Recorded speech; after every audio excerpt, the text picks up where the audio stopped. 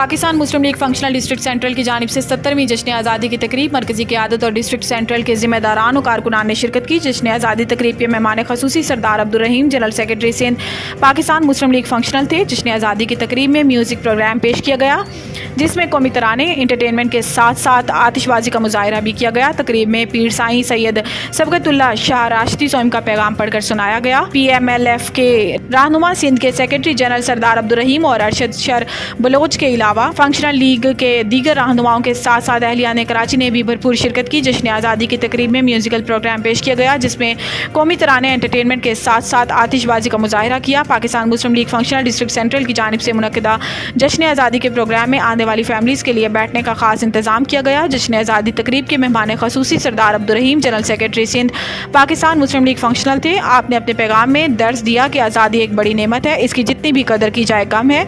आज़ादी अल्लाह तबारक व तआला की नेमतों में से एक अजीम नेमत है। आज़ादी की नेमत को एक मगलूब ही अच्छी तरह समझ सकता है।